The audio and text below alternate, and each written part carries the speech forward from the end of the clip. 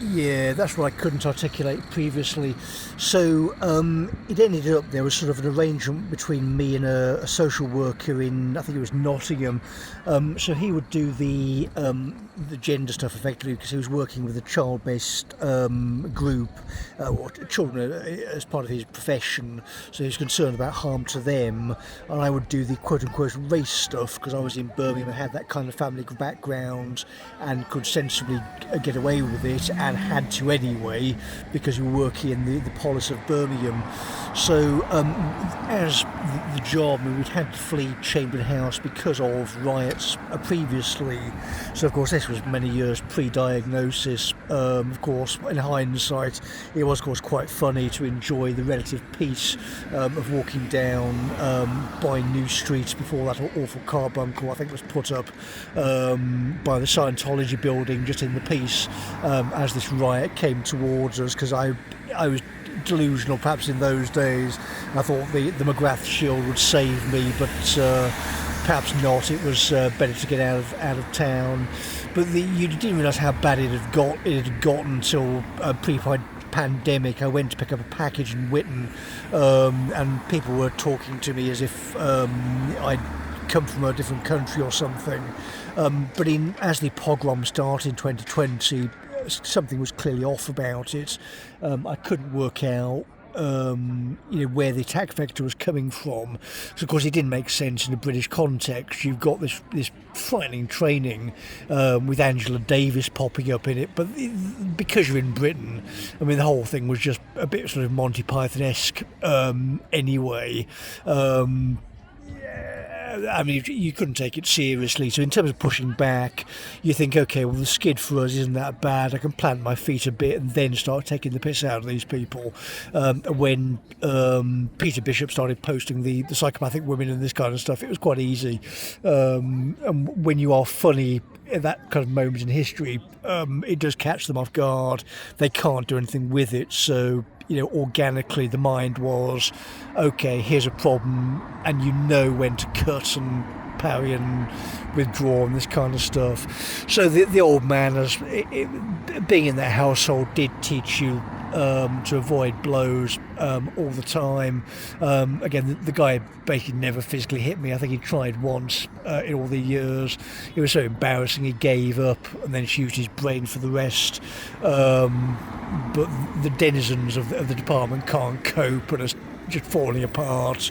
But because it goes back to Birmingham's political leadership and people like Jess Phillips and her comments, they are clearly panicking at the moment.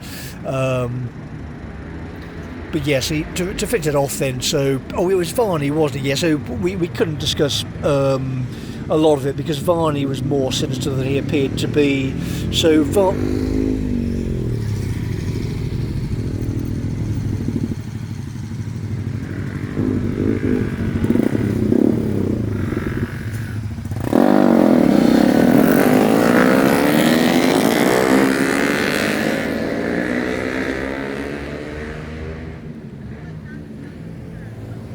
yes, that was it, wasn't it? The Audi HD brain bouncing off to the wrong inference. Yes, it was Varney, wasn't it? So yeah, Varney, of course, was deliberately frightening because he was the Grand Wizard of Zordon of that bit of the Intersectional Coalition. So he had the power, was playing the power game, went along with equity and knew it. We did catch him off balance by taking the piss out of him by the end. But even me, I wasn't going to go full bore into him because there were so many nasty tricks he could pull. And again, the guy ultimately killed my fucking father. So there we go, there's a logical inference. But I'm trying to think now. What was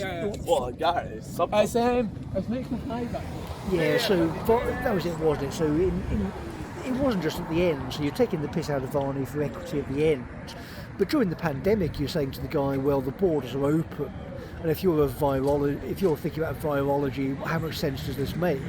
And of course, you can look at his comments at the time. But you're saying to Varney, again, borders are porous. And if he's pictured with Mandelson, well, what does that say? In any kind of treason thing, he would be potentially beheaded, wouldn't he? So when the clinic was laughing at me when I was homeless in the cold and refusing to go and speak to the employer, well, maybe that could be taken into account, can't it, as part of that process. So as soon as you start to sit down, sit on a bench, think, rant, think about legal proceedings just in the streets, you can always get something into a database in a fashion that the old man would have done, who can look at this and say, oh right, it's okay. Well, the city of Birmingham as an employer, I'm expecting you to either go into a building where you can stab to death, or go into a building where you were talking to someone about a Maoist terror, and they were saying, well, this has been around for a long time, why does this concern you?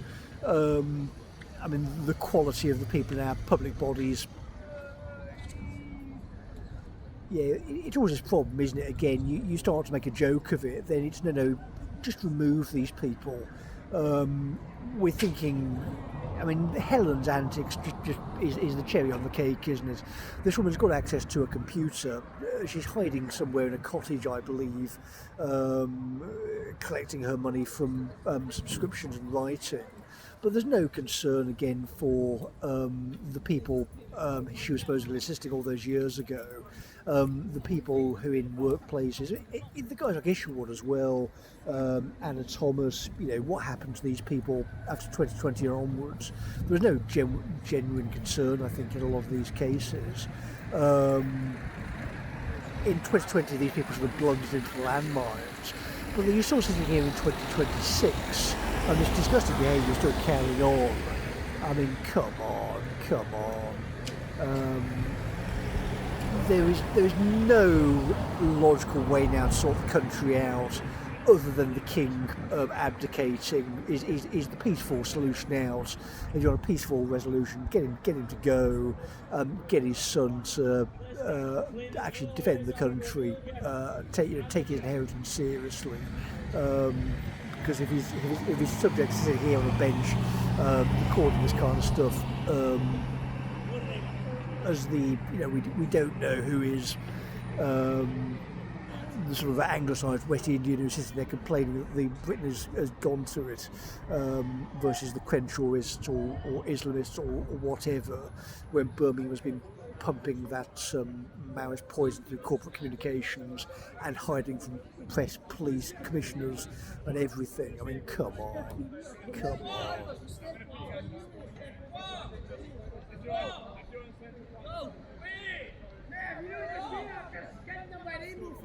Where's Christy? Why are you going that way?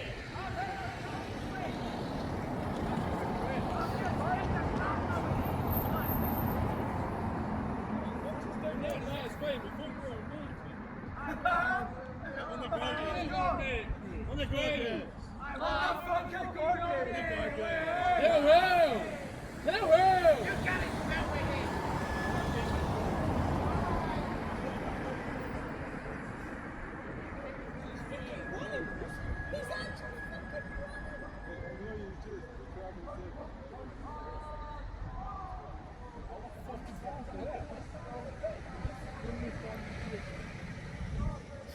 Yeah, so the thing about Scotland is they are still quite aggressive. I mean, it's really good.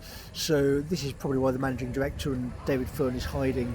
The people here have quite a lot of energy because if you sort of go up the hills and things. Sorry about the sobbing bus. If you go up the hills and things, you generally are fitter as a result. Therefore, your brain works better. Therefore, you learn better. And if you're already ahead of the Brummies, I mean, they're done. They can't do anything. Plus, you've got the place is surrounded by Celtic Christian holy sites and the history of Celtic Christianity. So if you can get to Iona and just sort of rant on a hill in a similar fashion, then again you're clearly totally safe physically. But you can do it on a park bench and still take on the Islamists by satellite because you've got into their corporate communications in Birmingham, and could still bounce stuff off if someone would go in there with a camera and ask why they were locking us out of meetings. Then again, anybody could do that via drone. If cotton's gone, the doors could be opened.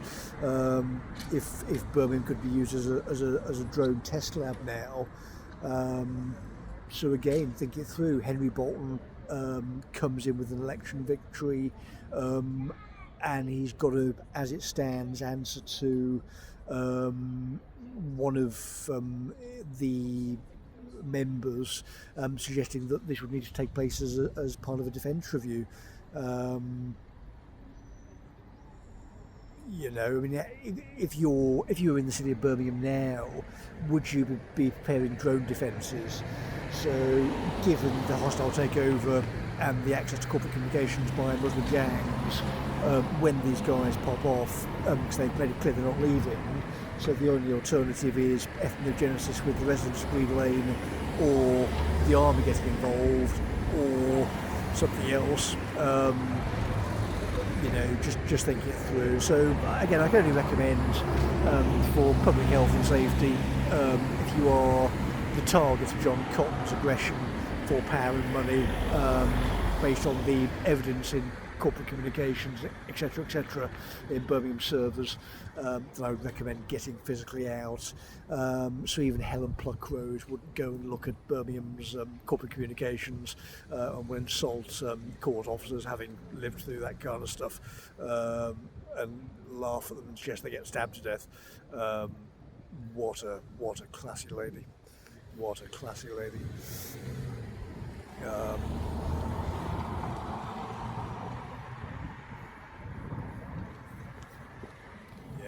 Again, for the recording, this is why these people are the ultimate apparatchiks.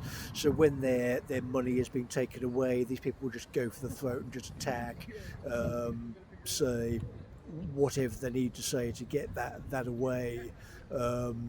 When it's the case of, well, if your strategy is taking the piss out of things in a compliance office, then that's good to get that stuff into an evidence chain. But just walking away from stuff like that is an extraordinarily bad idea. You know, when we're involved in pulling people physically out of properties because they haven't complied with the law, and you've got a senior people in the department refusing to apply and issuing threats, and that goes on for 6 years. Come on, this is disgusting behaviour, isn't it? It's absolutely disgraceful. But anyway. Managed to survive, onwards and upwards and all that kind of stuff. But yeah, the gross thing as well is passing another Irish guy on the street. Again, possibly hasn't been as lucky to at least have built something to take with them on the way out of the city, and had his tent attacked, I think, and stolen from when he was living on the streets here. So these are the people who fled Birmingham. So it isn't just the people. Helen's contribution was to write a letter and say, "Oh, I'm too busy doing other stuff, I'll just leave now," because he wasn't of interest in whatever she was doing. But the lack of just attention from everybody involved, the lack of seriousness by the commissioners, because of just the lack of respect for everybody involved, the job, the city, the family, everything. And now this is just where we are. So how would the city of Birmingham ever resolve this legally, in terms of the legal process? It's just absurd, isn't it? What an absolute tragedy for everybody involved.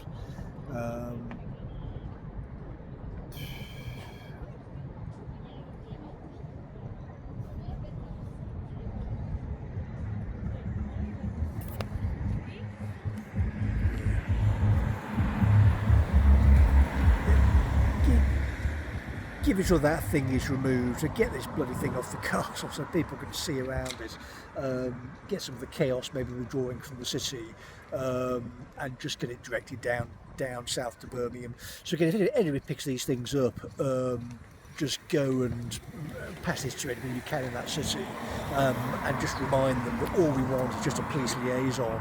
So this would be the easiest thing in the world for the 17-year career. They're in the building in Chamberlain House back in the day, so we can report criminal matters. There is no problem, I assure you, with getting police in for my entire career. It is just a corrupt bureaucrats that are preventing it. So if you can get a link between me and West Midlands Police, you're again the gold star. So, even people who've based their careers on the puffing themselves up to be the sensible person in the room. When you're saying, go and get police, idiot, can't do it. Come on. What an absurd and terrifying time for the country.